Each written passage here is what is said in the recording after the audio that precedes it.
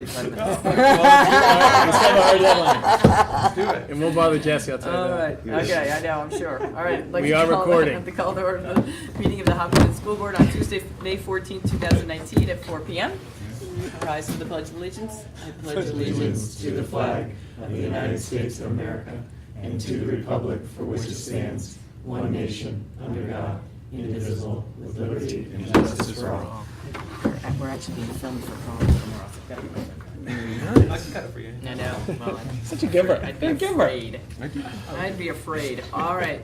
Any additions or deletions to the agenda? Yes, there is a revised agenda available for any public, and they're in the folder. It's revised 02. So we have 2 notices of non-return for Harold Martin School instructional assistants, and we have a nominations for the beginning of our extended school year work on lead teacher nominations. So those are our additions and deletions. Excellent. And thank you, everybody, for the revised meeting time today. And Matt is out of town at a conference, so that was my music from this morning, sorry. Nice, good work. It's like it has its own mind, though, doesn't it? All right, so we'll move on to correspondence. No, the only thing I just want to publicly acknowledge the picture they put in board notes of the inclusion on the garden. I just Becky and I, Michelle, a whole bunch of us watched that happen, and it was nice to see everybody raking. And the young man can come to my house and rake anytime. I know, that's true. Once it dries out a little bit, right? So great. Well, thank you. In the packet were 2 sets of minutes, one from the regular board meeting held on May 2nd, 2019. I'll take a motion to approve those minutes. So moved. I'll second. Any further discussion? All in favor? Aye. Any opposed? Motion carries. Take a motion for the Hopkinton School Board to approve the minutes of the non-public meeting held on May 2nd, 2019. So moved. I'll second. All in favor? Aye. Any opposed? Motion carries. At this point, we have an opportunity for public comment. I'm glad we have some folks with us here today. Thank you for coming to the revised time. And if you have any information you'd like to provide to the board, now would be a great time to to share it. Or we can do it later. No, it's okay. Oh, okay. All right. Well, we have another chance too, but it's when she comes back in, we can circle back around to it. Okay, Darlene's going down. Make sure I got some stuff. Yes. There's 3 members here today. Yes. Yes. And if you don't mind speaking into that microphone right there in front of you too, that just helps with the streaming. Thank you. Thanks.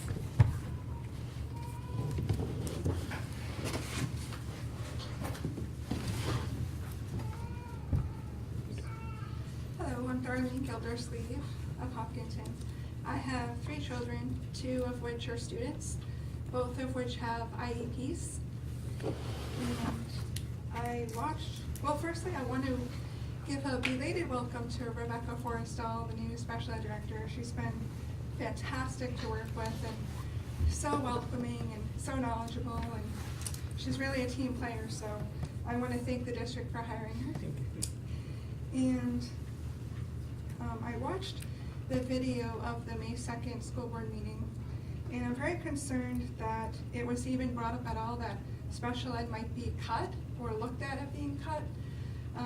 What I handed out to you, those are actually state laws on special education. The big white pamphlet is actually a parent manual that actually every state law also has a federal law which corresponds to it, and it's called a CFR.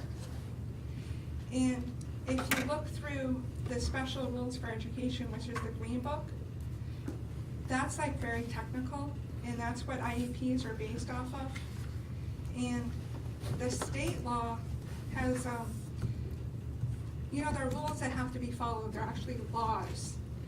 So in federal law, if something's not followed, a parent not only can file a lawsuit, but they can file what they call an office of a civil rights complaint, which can cost the district money.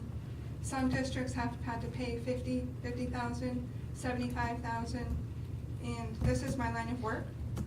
So I just want the district to be very careful, even considering or even looking at a special ed cut, because you're playing with fire.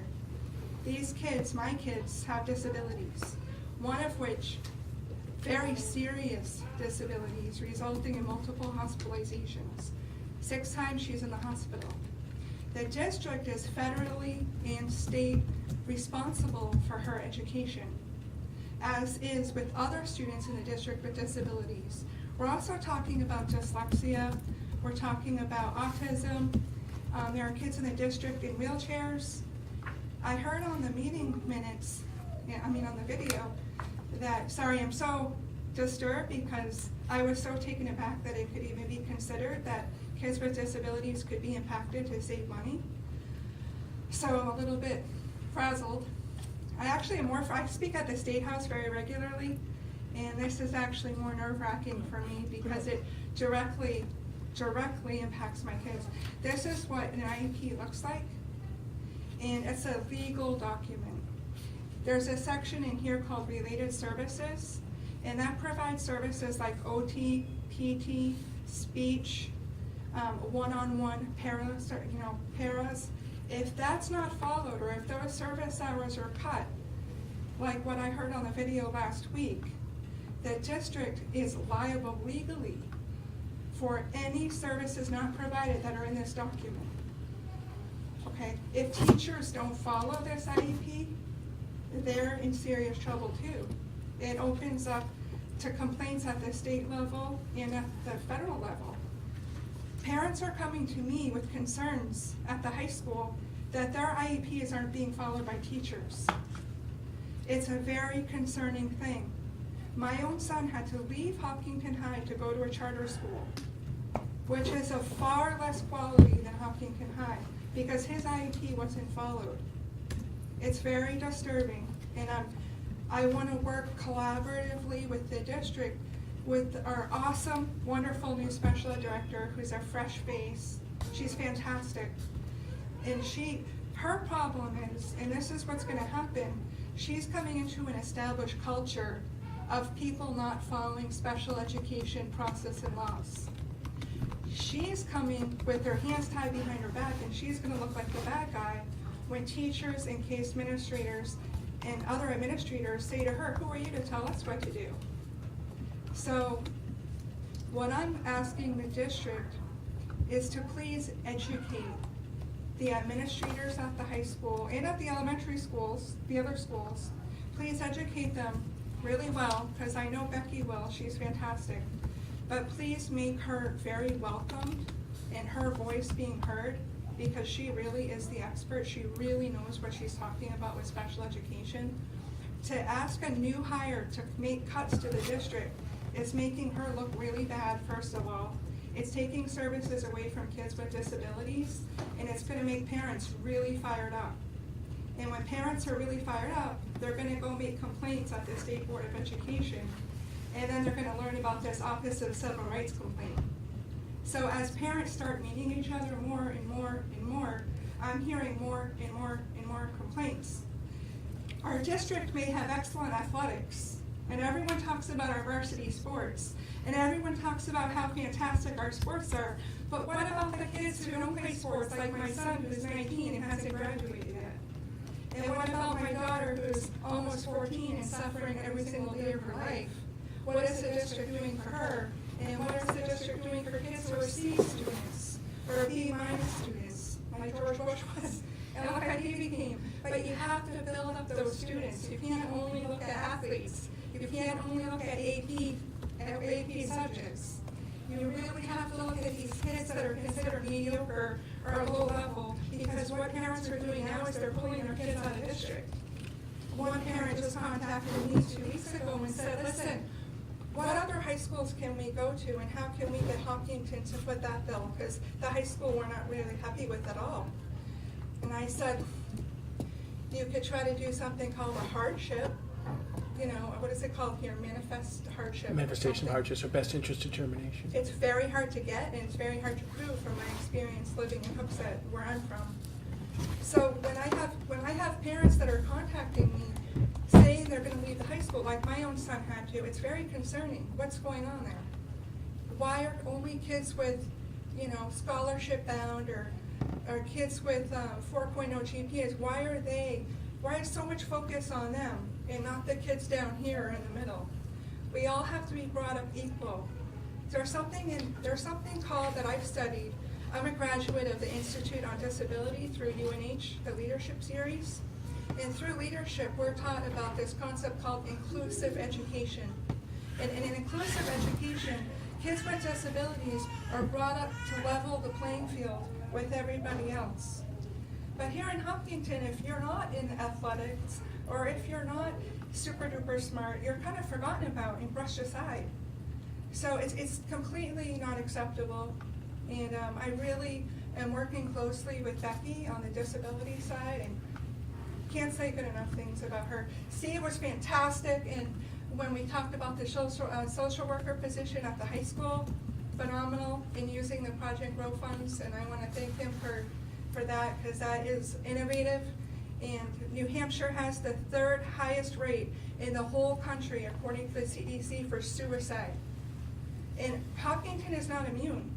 We lost a student in September or October who was a Hopkinton High graduate who died, and I'm not sure how he died, and I'm not going to speculate, but my son was his friend. They ate lunch every day together. And because that child passed away, he's actually 20 years old, but that's young, and he's a Hopkinton High grad. What did we do in high school for him? What did we do to support his family? But more importantly, for him. Because these guidance counselors at the high school are incredibly burdened. They're burdened administratively, they're burdened with IEP meetings, they're burdened with very high college expectations in Hopkinton.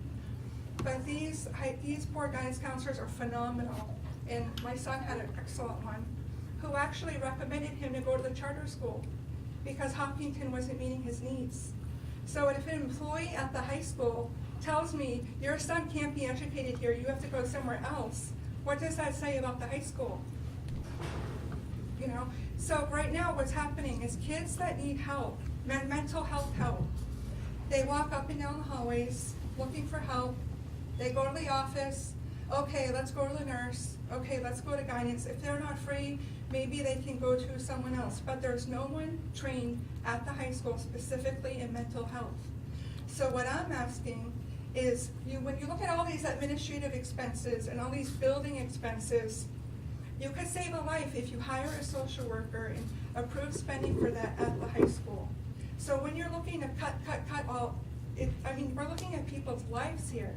When you're talking about student services and special ed spending, not only that, but you're looking at real statistics from the CDC that say New Hampshire has an extremely high increase in youth suicide. So does Hopkinton want to be on the front page of the paper saying this student from Hopkinton has died by suicide or by overdose? We have to look at those numbers and we have to act. Thank you. Thank you very much for your insights, appreciate it.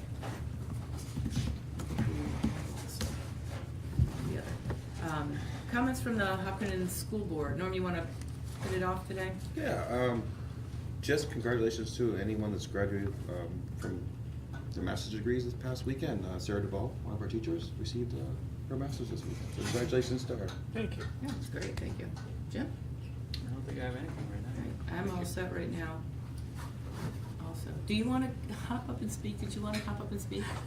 I just had a quick follow-up. Sure. Otherwise occupied, I know. Thanks, Rebecca Betancourt. Mhm. Just to follow up last week, Bill, I'm not sure if you got the numbers. I was just curious what it is for how many complex students are in each grade level.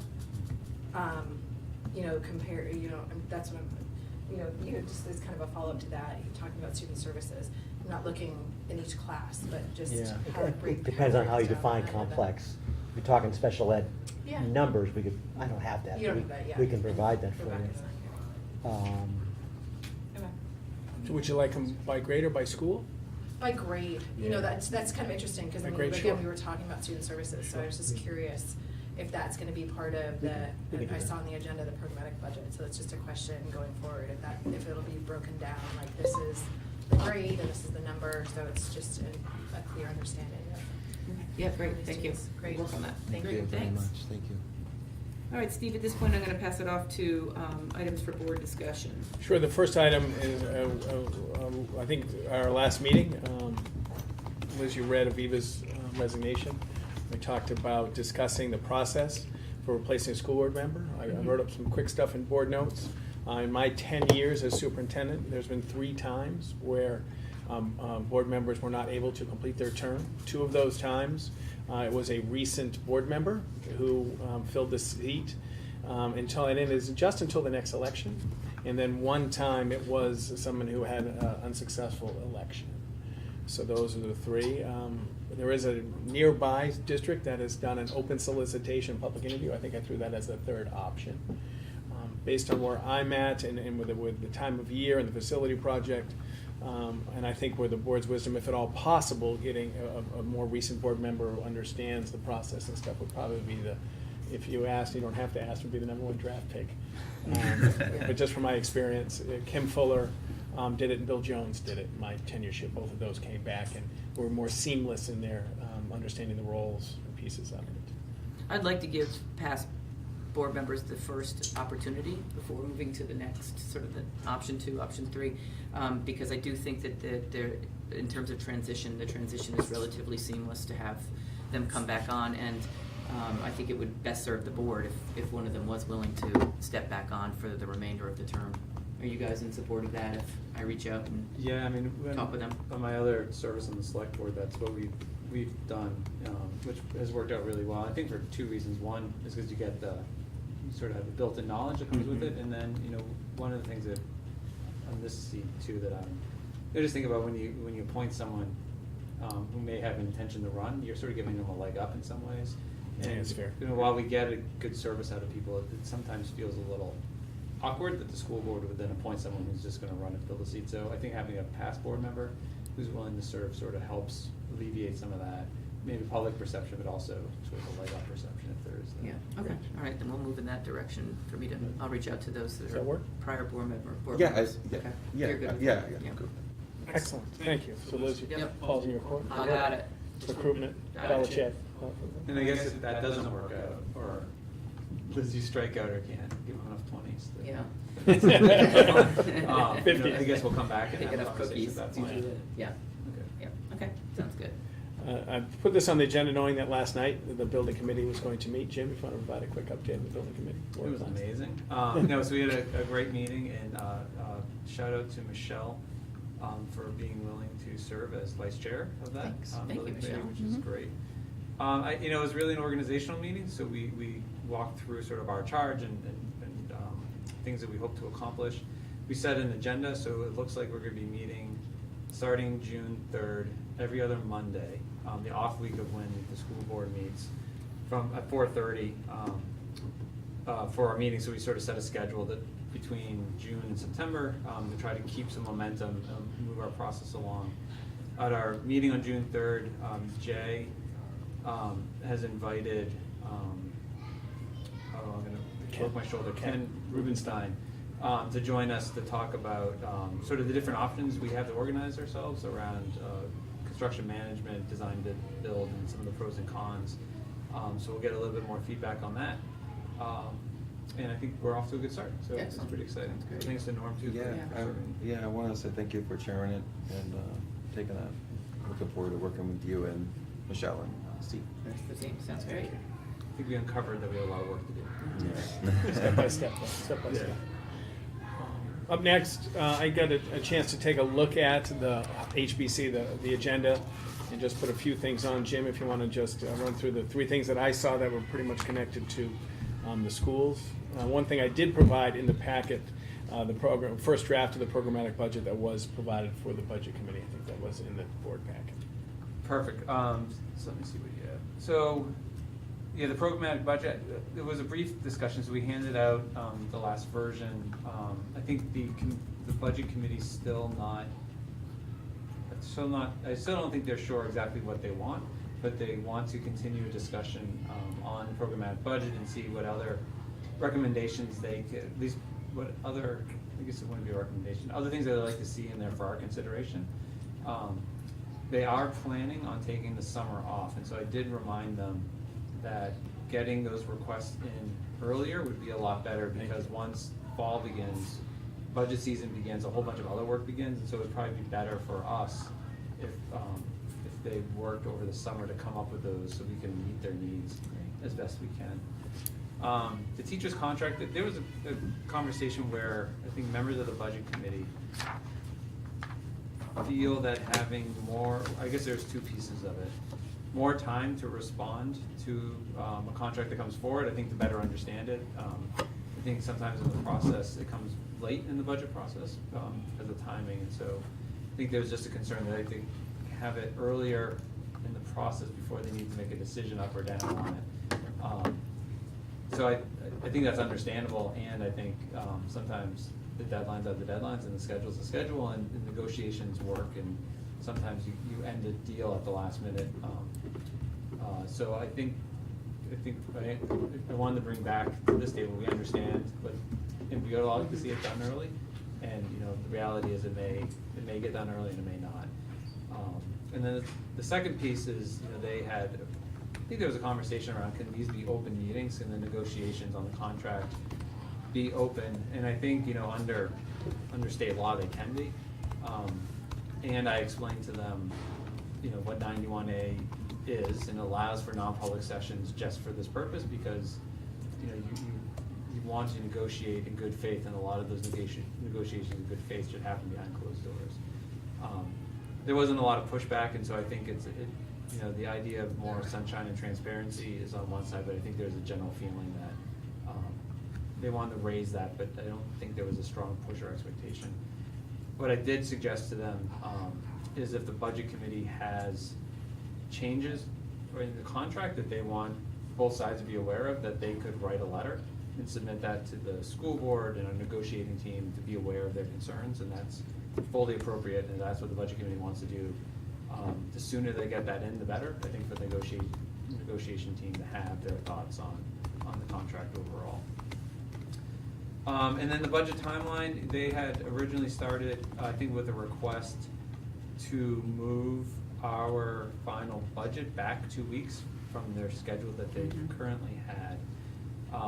I've spoken with Steve about that and just shared some concerns about, one, rushing the school budget, and then just starting our process earlier. Just that it doesn't mean we're gonna have a better budget by the end time if we just try to move faster.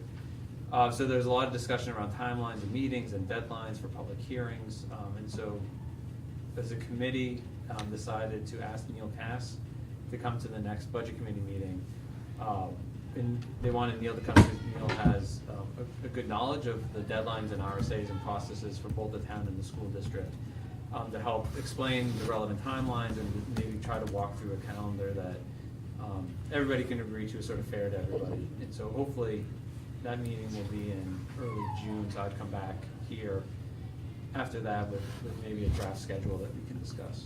Okay, thank you for doing that. Thank you, I appreciate that. Up next, policy work. Once the budget and beginning personnel stuff ends, we try to dig in on policy work. Just to give you abreast, what we're trying to do is fill the gaps. We've got some policies that need to be updated that are required, and we also have changes in legislation or federal. So tonight we have the second reading of JLCK, which is Special Health Needs of Students, and IMAH, which is Daily Physical Activity. Matt, Norm, and I did one more time review the difference for the second one. Do we want required or recommended? Really had another discussion about being very deliberate and purposeful on what we think is best for kids and what this policy will reflect. And I think, Norm, if I can say that reflected the policy subcommittee, it is that it is required. That required for sensory breaks after any instructional period of more than 45 minutes, lines with evidence.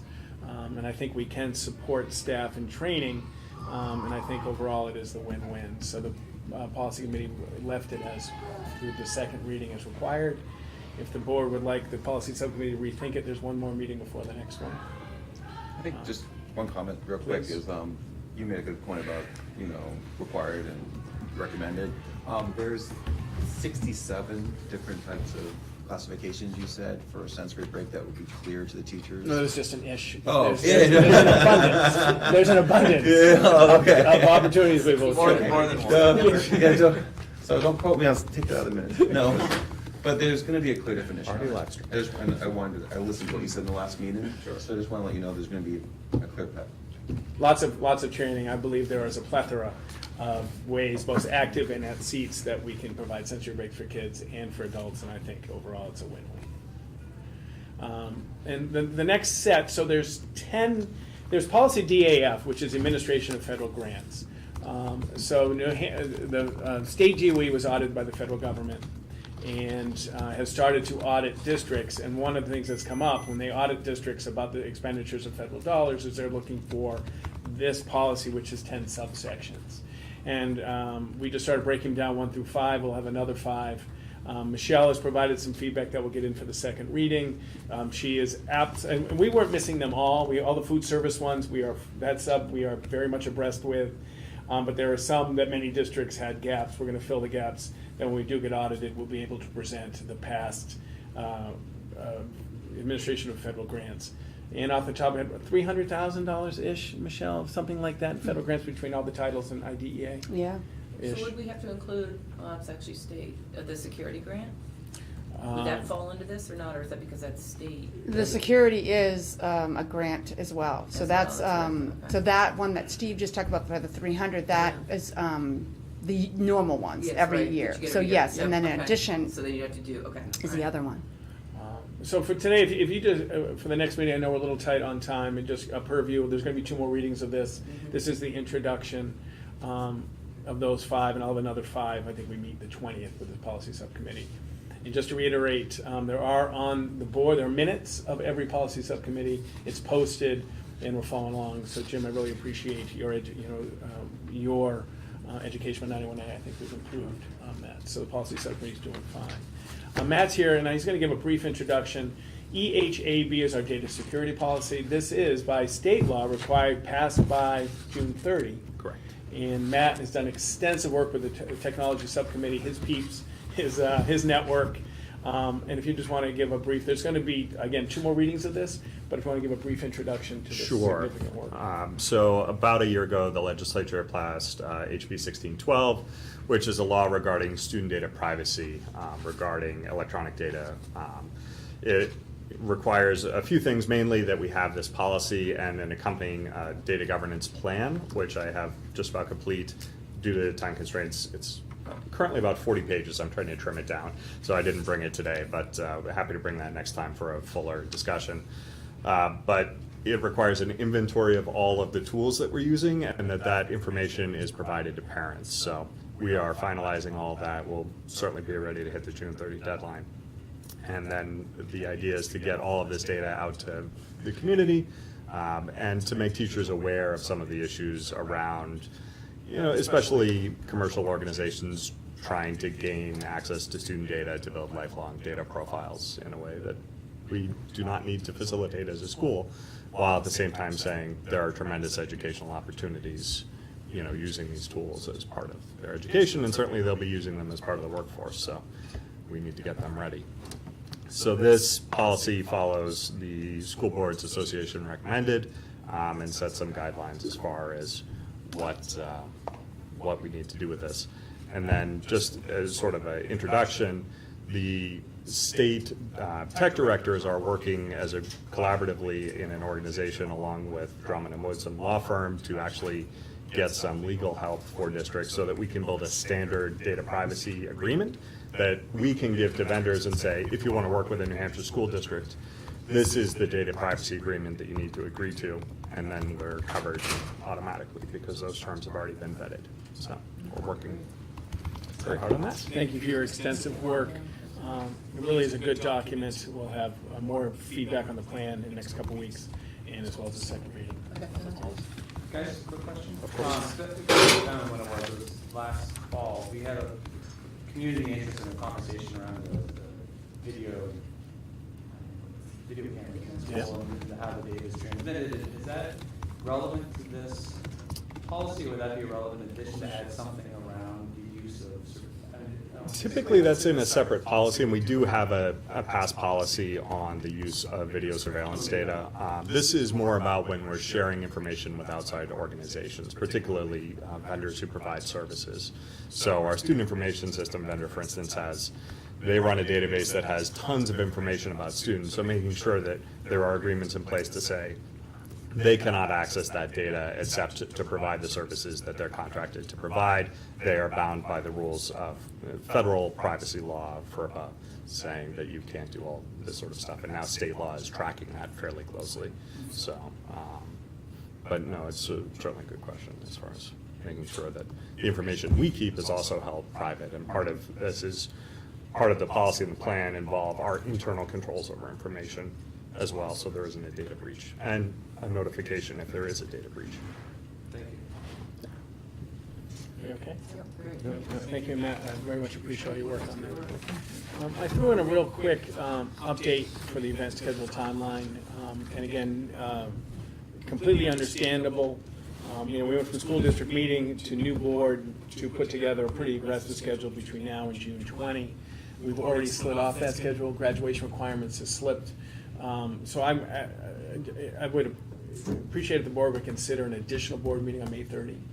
It happens to be the 5th Thursday, so it's 2 weeks from this Thursday, I think. Does that sound right? Everybody's paying attention. This, if you remember, this was slated as plastics. Graduation requirements has been moved. We haven't got there yet. And also, I've committed, and Michelle and I have committed to making sure we're updating, and I haven't forgotten it. It's just trying to squeeze it in the CIP and needs a revisit. I didn't think we were able to do it in 45 minutes today. So I was looking to slide those 3 topics, plastics, graduation requirements, and the CIP to the next meeting. I think I put that in the packet. And also an update in lead and water. Those are, we really didn't have time to dig in on those 4 topics at this one. I think it'd be good. So if at all possible, May You guys can- 30. I'm just throwing it out there. Yeah, I'll check with Matt. So we'll make it tentative, and then we'll just send an email to see if we can get there. So Yeah. I can do it, I'll put it on my schedule now. Yeah, I'm good to go, I just checked mine. Well, I appreciate it, and 5:30, that's, right? it's very, I mean, 5:30. there is so Yeah, much. regular time, regular bat channel. All right. And I'd like to say from Halloween to St. Patrick's Day, especially next year for negotiating 2 contracts with budget. I mean, facilities, if you remember, the month of November this year was a meeting every week. We unpacked the facilities, so it was a little bit, I mean, there's a good reason, I think, why the budget and facilities was so. I looked at our schedule last year. We did do some policy during the year. This year, I'm trying to squeeze it in. Yeah, well, it's good, I think it's good for us to stay on track as much as we possibly can, given how busy it gets quickly in the fall. It would give us a quick 30 to Still June have a little 6th. break It would this be summer. it would be 1 Yeah. week there, Yeah, but I think that's squeezing okay. it in, and I think the You're past gonna see history a is lot of us for those 3 weeks. And I don't mind, and I think it's better to do 2 hour-and-a-halves versus a 1 3.5. Graduation. I don't Yeah. you think? Yeah. Yes, I agree. yeah. Okay. Well, we'll see if we can get everybody, but thank you. Okay. I'll slide into just some personnel Yep, stuff, please and I do. really appreciate, I mean, I know this isn't a full meeting, but what this allows us to do is what we just did, first reading on policies, which we need 3 to get in, so I appreciate that, and also some financial stuff Michelle's gonna, and the next step is really important as well. So, as I wrote about in board notes, and it's germane to the public comment, we have a school council resignation. This is a school council that is extremely happy with Hopkinton, and she's had a great impact. And this is sometimes the life of one of our employees. Hired, got married, have child. And commuting, obviously, it changes. When you're single, you don't mind a commute, and when you get married, you mind it a little bit, maybe you mind it a little bit. And then, so this is about relocation closer to family. This is someone, but what this has done is, and some restructuring was looking at this. So Chris, who's the high school principal, and Corinne LaJoy, who's the director of guidance, director of school counseling, has started to look at what restructuring could look like. We think if on May 30 they can come and talk, look about taking our current staffing, not new funds, but restructuring from our school to career person with a new hire. We may be able to get 3 school counselors for the same funding and really take a look at student ratio. So there's a proposal, right now it's more brainstorming, but if they can flesh it out, I think as we post this and hire, this may be a unique opportunity to, as we hire and move current staff, to take a look at our ratio of student and counselor, which is a very important piece, especially now with social emotional. So if it's all right with you, I will add them now to the June 30 if they can make it. And May 30. May 30, I Yeah. apologize, Yeah. May 30. And I think to take advantage of this unique opportunity to take a look at student to counselor ratio. And one of the things that's changed is you'll see guidance, the title guidance counselor is no longer apropos. It's school counselor, which I really like, by the way. I like the school counselor. So Amanda Santora has issued her resignation, and that's an action item tonight. Great. Thank you. The two instructional assistants I spoke about, we have Emily Murphy and Jennifer Tay, who did great work for us and are on to the next stage of their work. Again, both of these glowing and very much appreciative letters about their time with us. Jen 2 and Emily 1, does that sound right to you? 2 years and 1 year? Correct. Something like that. On the other side of the docket, Maple Street School's 6th grade literacy nomination of Miss Melanie Sefford. Spencer Mefford had a chance. I love when we hire people from California. It's just very unusual. So obviously she was looking countrywide. Had a wonderful interview with Amy, wonderful phone interview with me. Very much passionate. Wakes up at 4 o'clock every morning to read books. And actually, I interviewed her 9 o'clock my time, 6 o'clock their time. But a wonderful. Now this position came open because if you remember, we had to transfer our literacy person to 4th grade. All within the budget. Everybody okay? It's an action item tonight. So a little bit about, we've been on the nomination path. Right after the school district meeting, we nominated our teachers. Again, that's required by April 15th. We then went into administrative piece, and that is trying to get as close as we can to the teacher timeline. Today we have 4 types of nomination slates. The first one is non-union support. Again, we, out of respect, we try to align non-union with regulatory. We try not to separate them out of respect, that they deserve the benefit of others just simply because they're not in a union. So the non-union support position, that is, as you can see on the slate, that's a technology staff, that's some administrative support, it's the SAU support, things like that. We also have the Hopkinton Educational Support Staff slate tonight. That is our those covered by the Hopkinton Education Support Staff. Those are our paraprofessionals, student support people, our food service people. We also have a speech assistant, and they are library folks. Now that is required, the date on that is by statute, they have to have contracts by June 1. Hence, it's really important that we meet today. There's about 50 contracts that have to be developed after tonight's work. And just for full transparency, this is not a reduction of FY20. This is what is in the budget FY20. That's correct, right, Michelle? We did not reduce FY20 for these nominations tonight. That's correct. And there are 3 positions that are open. Just we have people who've left, like I just did 2 tonight. So we have open positions. But this is not. This nomination slate fulfills is our budgeted amount based on what we student need. Teamsters is our custodial and our night supervisor and our maintenance person. Again, we align these in the June 1st really because of the regulatory piece on the support staff. So all these positions are all within the budget and all certainly support the nomination of me as superintendent. Everybody okay? Schedule B is our language for Schedule B is our code for stipends. So in the Hopkinton Education's contract, there is a schedule called Schedule B. It's a funky term that governs all our co-curricular, which is our band, our theater, our play, our garden club, our gaming club. All those are governed, as well as our athletics. But tonight we're doing our co-curricular. Athletics we do before the season. And again, this is a contractual. We try to do the best we can to get contracts out by June 1. This has been posted, and with Michelle's help, we'll get the posting out a little earlier next year. But overall, we've got pretty good sign up so far. And I have reviewed this with administrators. Everybody okay?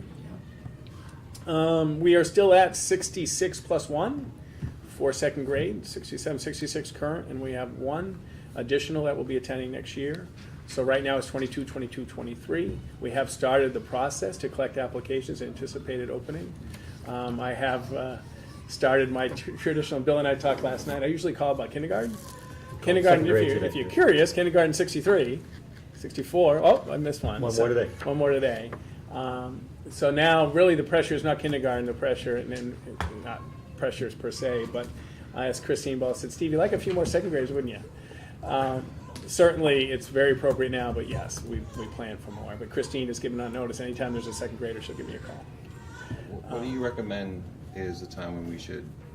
Next couple of weeks. Once I think if Bill presents to me a really strong candidate that we can secure for this, I think it would be in our best interest to secure a really strong candidate for this position. Like May 30th or the? Yeah. End of the month, I would think. Yeah. We'll monitor all the time. It'd be our full commitment for second grade. Okay. Yeah. All right, thank you. Now, if Bill looks at me and says, Steve, this is really what's best for kids, this is the candidate that's going to make a difference based on where we're at and based on where we were in the contingency, I think it fits within our guidelines. Okay. Just where we are in hiring, we had a couple more interviews of a behavior person at Maple Street School. I know Amy's really strong there. PE, we're taking applications. Remember Patty Conley? We're taking applications. Second grade, I just spoke about. The areas of struggle is our psych and speech.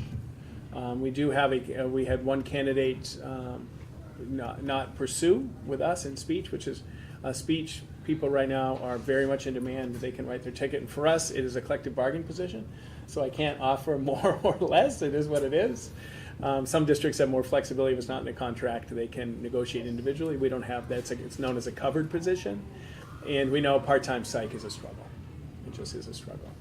But I'll keep you updated. But that's where we are. I'm not concerned yet. It's middle of May. We are looking at supporting another speech candidate. We think we may be okay, but I'll keep you posted. But the application process is going. Everybody okay? Yes. Michelle, financials? Sure, so in the packet, or in the Google Drive, is the financial for April. What I stated in there was that we're roughly about $50,000 off. That's including the $100,000 that we're earmarking from special ed. Since doing this report, some areas have really looked at their POs, scrimped down, and really revised that. So that's closer to probably being that we're not going to be off at all, but we still are using that $100,000. So in essence, we're off the $100,000 that we're looking for special ed trust. The hope is that over the next couple weeks, that more people are going to look at their POs, be able to adjust that, and that it can get even less than that, and then we'll have to revisit at some point. The hope is if it's under the 100 that we're going to need from special ed, the board decide what they're going to do for a number to take from there, but obviously committing to what we promised the voters. Michelle, what's our timeline on deciding on how much was it? Is it August? 'Cause we had 2 public hearings last summer for special ed, didn't we? Right. Ideally, it's going to be somewhere either the beginning of July to mid-July, because I have the audit the beginning of August. So I have to have the numbers and reports already done by then. So yeah, Because I think we did 2 really quick. we did. Does that sound Because then familiar? there's another Article 10 fund that's a separate one too, right? And that's done right before or even during sometimes on how the board can have flexibility with scheduling. That then I just do an adjustment after the board meeting and then rerun a financial statement for the auditors. But no later than the first week in August, because that's when the auditors will be here. I met with a principal today, went through 4 POs, put my influence on one of the POs not to be fulfilled. So we're hoping that we can, and obviously Becky was here. We try to look long-term in the special ed trust where we are. We like to have, Becky would sleep well at night with $250,000. We have 170. If we pull 100 out, she's not sleeping as well, which means I don't sleep as well, which means Michelle doesn't sleep as well. So we'd like to all sleep well, so we'll see what happens. But Becky and Michelle and I are on this almost daily. Mm-hmm. We really are tracking this as best we can. With 5 weeks left of school, and this is no judgment, but the vast majority of expenditure should be completed. We're 5 weeks to go from school, so we're getting there. But I appreciate your diligence and thank you for your support there. Yeah, I would just say thank you. I know we've been raising the same. I mean, we've been tracking this at every meeting since December or January, and so that number that has been shrinking over that course. So it's really good to hear that we might Right. even, which is pretty amazing. So great job. Thanks. There is a lifestyle change. When you freeze a budget and when you scrutinize every single purchase order, there's a climate piece.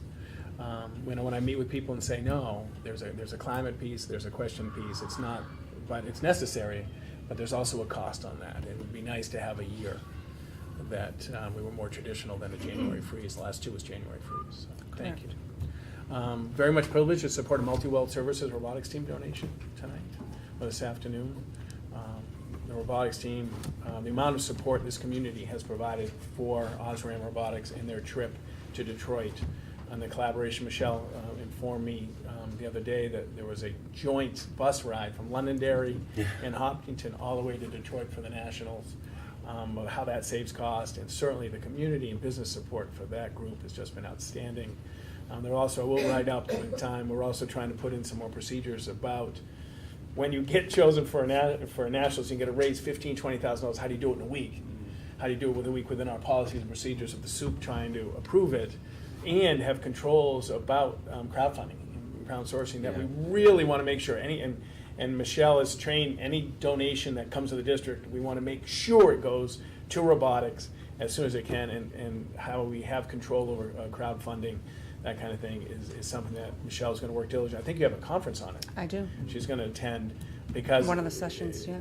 absolutely well intended. Costs, right? And when you have to raise money so quickly, it's a challenge. But how do we do it within established auditory procedures, and how do we do it so we can secure and look anybody in the eye and say the money you donated to this district went to what we want to do in direct funding. So it's been a lesson. This is our second time. I think you and I have been doing this. So we had another crowdfunding regarding baseball. Is that Right, yeah. So we're It's trying just to work hard on because there are no procedures, because really we frown against it because we just haven't really had that request before. But we do see the need at times where that might be applicable, but we certainly want it to go into a district account and not somebody else's account, and then have to track that. And Audit it. big internal controls, as anybody that knows me. So yes, that's what we're working on. It would be wonderful, whatever you learn, to share with, I think, and the Okay. team, because Yep. there's a similar, I think, auditing desire, especially for outside people who have the best of intentions. and Absolutely. want to do right Absolutely. work, just to make sure the money's going where it should be going, and how to control it. Right. So Yeah. that might be a good learning for the joint meeting, Oh, just it's to a great share some idea. of that. We plan on making a policy on this moving forward. Typically procedures Proceed. that fall under our acceptable, Okay. our policies, acceptable accounting practices. Okay. And the procedures are very specific. Okay. We try to make sure that the procedures can be changed. If we, like this, we don't have to go Okay. through policy readings. Okay. But they will be, they will follow best practice. Okay, perfect, all right. Is that fair? That's absolutely. Yep, perfect. I know you gotta run. No, that's- I'm good. You're okay? I'm good. And I think it's it. That's what we had. That's Okay, not bad. Great, excellent. I'm going to open it up to the public again for one more opportunity to share anything that they'd like to with us. I just had a question, a follow-up from last week. I just wanted to clarify, I was a little bit confused in terms of the contingency. I know you were talking about assistant coaches and some sections in the high school. Was that coming out of the contingency, or was that coming out of the budget already? I know that, we were talking about the second grade, whether or not there's enough money to fund a teacher there.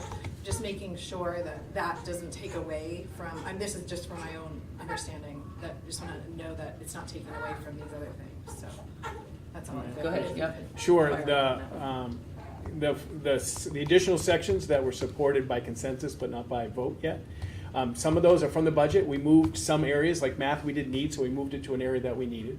But some are contingency, that we put in place exactly for some enrollment pieces that we may or may not need. That's why it's there, including second grade. The hope is that we can, through some savings in some areas, fund all those aspects that we put in contingency, including assistant coaches.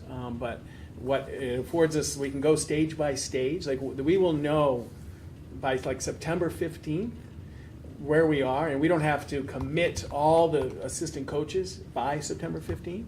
So we'll continually monitor where we are. But it's a combination of contingency fund and reallocation of funds in budget that supported the additional sections. But if the board decides to support the second grade, that will be a significant impact on the contingency fund. But that's what it was designed for. I mean, I don't want to, there's no tone about that. We said second grade was going to be there in its entirety. And actually, where we were when I presented the superintendent budget in the first week of December, we are less number of sections needed than was in my budget. So I think the board strategy about using the contingency fund was really strong. The little bit of a curveball was the 250 reduction from the floor, but we had some health insurance with helped, and I think some decline other areas that we didn't need. So I think the board's in really good shape. But we're going to monitor it closely and see where we go and support as we go. That makes sense. I don't know if that was clear. Yeah, that was clear. Relatively clear. Darlene Gildersleeve again. I just had a couple of questions. When in Hooksett, there's actually a school board that had left, a school board member that had left when I was there, and they actually had a policy already written as to how they were going to address that. Is there no policy already written that addresses That's a really good when question. a school board member leaves? I can look that up. And That's a if really not, good Yeah, if I don't it's think- happened 3 times before, why is there no policy Good written? question. I can help with that a little bit. I actually attended the seminar last week and I actually asked that question, and there actually is nothing from the state. Okay, so- I think what really needs to happen as part of my public input, there really must be a public policy, because school board members are elected in a democratic process, and by making phone calls to old school board members who are no longer doing it, that's not democratic. That doesn't give all the town citizens input as to who steps in as a school board member.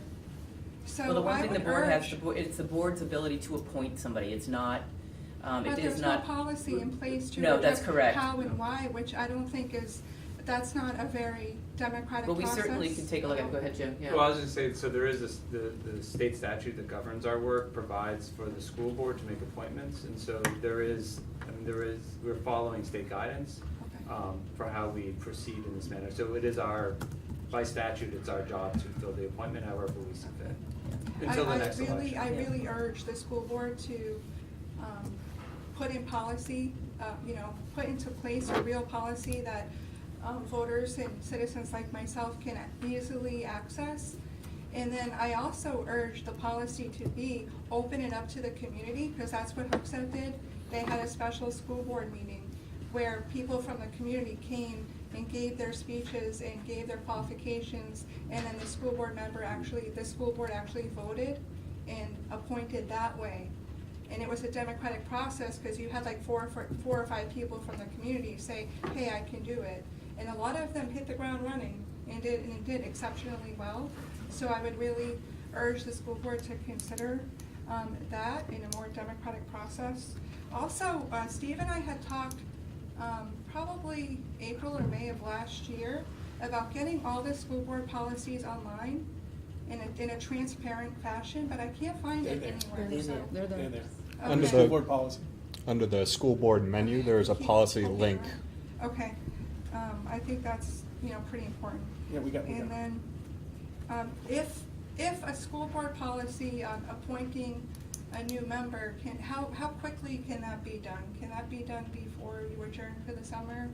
I'm not sure that that's something the board is going to address at this moment. I think that's something that the board can consider.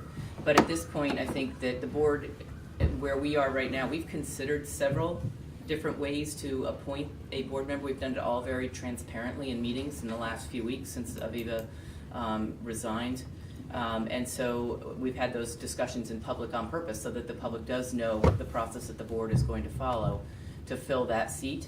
I certainly appreciate your encouragement for the board to look at it. I don't think it's something that the board is going to take on to put a policy in place right this moment, but certainly we'll continue to gather information on that. Okay, and then just in the sensory break, I think it's fantastic, and I want to tell that's an excellent thing, because there's a lot of kids with IEPs and 504s. There's no way on God's green earth they can sit for 90 minutes. And I remember being a high school student at Central High and waiting for the bell to ring after 20 minutes, 30 minutes. So I can't imagine how these poor kids sit for that long with the boredom and the tedium of some of the classes. So I think policy is excellent, especially addressing how it's going to occur, because every single teacher might have a completely different perspective. And the district has extremely excellent OT named Kristen Dineski, who I think would do some excellent training and teaching. She has been life-changing for my daughter, and I think she could really help these kiddos out. I just wanted to bring up, I think I forgot to tell you the name of the federal law that governs special ed is called IDEA, I-D-E-A, and that goes hand in hand with the CFRs for the federal laws. So just once again, I just want to highly urge the school board, even with all the cuts, special education, if you look at the state and federal laws, finances cannot be considered legally when you're looking to administer a special education service that a child needs. It's actually law. So I just want to urge the school board to be very careful in harming kids with disabilities inadvertently. Great, thank you so much Thanks so for your much. input, your questions. Welcome, Janet. Lee, hello, how are you? I was just bebopping along at home and said, oh, the meeting was at I know, it 4. did throw everyone off a little bit, so, well, thank you for coming over anyway. Sorry. Glad you're here. We'll move on to action items. Don't forget to put all those dates on your calendars, folks. Thank you to those of you who all came to the staff and teacher appreciation breakfast last week, and thank you, Steve and Michelle and the staff for putting those on. They were great. Can I mention one item that I should have mentioned at the top? Sure. So 2 weeks ago, Steve did the presentation for us on vaping, and it was on this select board's agenda yesterday, last night.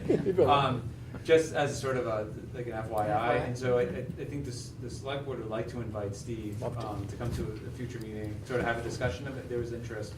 Thank you. So there's a speaker fee. It's about $1,000. That's perfect. I'll take a collection of it. So anyway, at some point, Steve, if you want to You're my contact favorite right now, obviously. if you want to contact Neil and set up a time, I think that'd be great. Thank you, I appreciate it. Yeah, that'd be super. That'd be super. I think things are really percolating in Concord. I heard some things just last week too about a lot of what's going on. So great work on that. All right, so we'll move on to action items. I'll take a motion for the Hopkinton School Board to approve the superintendent's recommendation to accept HMHS's school counselor Amanda Santoro's resignation effective June 24th, 2019. So moved. A second? It was great, yes. We will miss her. She's been great. All in favor? Aye. Any opposed? Motion carries. And good luck with her, to her. Take a motion for the Hopkinton School Board to approve the superintendent's recommendation to accept HMS instructional assistant Emily Murphy's notice of non-return for the 2019 school year. So moved. A second? Any further It's the discussion? 18-19 school year. No, she's non-returning next Oh, year. sorry, Non-returning yes, next year. yeah. Thank you. I Sorry. thought I read it wrong. No, I'm reading it wrong. I know what you're thinking. Yeah. Processing wrong, right? Yeah. All in favor? Processing it wrong. Any opposed? Motion carries. Take a motion for the Hopkinton School Board to approve the superintendent's recommendation to accept HMS instructional assistant Jennifer Tay's notice of non-return for the 2019-20 school year. So moved. A second? Any further discussion? Good luck to both of them. All in favor? Aye. Any opposed? Motion carries. Take a motion for the Hopkinton School Board to approve the superintendent's nomination of Joan Follinsby, summer of 2019 ESY lead teacher, Harold Martin School. So moved? Second. Any further discussion? All in favor? Aye. Any opposed? Motion carries. Take a motion for the Hopkinton School Board to approve the superintendent's nomination of Chris Jakes, I always do that, summer of Great. 2019 ESY lead teacher, Maple Street School. So moved. A second? Any further discussion? Can't believe we're doing this already. All in favor? Aye. Any opposed? Motion carries. Take a motion for the Hopkinton School Board to approve the superintendent's nomination of Trish Walton, summer of 2019 ESY lead teacher, Hopkinton Middle and High Schools. So moved? Second. Any further discussion? All in favor? Aye. Any opposed? Motion carries. And we get the slate for that in early June, right? Yes, you Yeah, got okay, it. that's what I thought. You're absolutely correct. That's right. Take a motion for the Hopkinton School Board to approve the superintendent's nomination of Melanie Spencer Mefford, Maple Street School, 6th grade literacy teacher, pending final approval of the superintendent of schools. So moved. A second? Any further discussion? All in favor? Aye. Any opposed? Motion carries. Take a motion for the Hopkinton School Board to approve the superintendent's nomination of the Hopkinton Education Support Staff slate 2019-20 as presented. So moved. A second? Any further discussion? All in favor? Aye. Any opposed? Motion carries. Take a motion for the Hopkinton School Board to approve the superintendent's nomination of the Hopkinton School District Custodial slate 2019-20 as presented. So moved? Second. Any further discussion? When's the contract with the custodial staff up? One more year. 1 more year. Yep. Okay. So we do that next Next year. Next March, yep. All in favor? Aye. Any opposed, motion carries. Take a motion for the Hopkinton School Board to approve the superintendent's nomination of the non-union support staff slate 2019-20 as presented. So moved. I'll second. Any further discussion? All in favor? Aye. Any opposed, motion carries. Take a motion for the Hopkinton School Board to approve the superintendent's nomination of the 2019-20 Schedule B nomination slate as presented pending final approval of the superintendent. So moved. I'll second. The pending is just where we are on funding. Remember, we had 4 additional positions, and that gives us some flexibility. I'll charge, Michelle and I will work together on which ones we want to develop contracts for, and we'll hold some back. Do you have a date when those have to be issued? They were noticed that all of this is pending funding. So we noticed the association about that, which they're used to. Our intent is to have as much as we know by June 1st, which we'll do. But I don't think, we're going to talk about this as leadership this week, about which ones we think we want to hold back. Some of them don't even go until September, you know what I mean? So I just want to do our due diligence on this before we commit funds. Okay, sounds great. Thank you for that. I appreciate it. All in favor? Aye. Any opposed, motion carries. Take a motion for the Hopkinton School Board to approve the superintendent's recommendation to accept a donation from Multi-Willed Services, Inc. in the amount of $550 to the robotics team. So moved. I'll second. Any further discussion, and many thanks to them. How much has the robotics team raised? Do you know what a total amount is? We'll get it for you, but it's over 15, I think, right, Michelle? Oh, well over Well, 15. Yeah, it's good. Yeah. We'll get that amount, though. That'd be great. Yeah, it'd be- I think it's great. It's a good number to, Yeah. that's really great. Because I think we had 15 in bulk, and then we had 5 through the crowdfunding, so we're probably over 20. But we'll get it for you. Yeah, that's great. It was an expensive trip, but It was good. an expensive trip, it was. All in favor? Aye. Any opposed, motion carries. Do we have a need for non-public? I don't unless you do. I do not. No. We're all in favor, then Okay. I will adjourn our meeting at 5:02. Thank you very much. Thank you, guys. This helps. This helps the contract side. Thank you. the policy side. Those signed. Oh, great. You guys. In a little while. Make sure. Uh,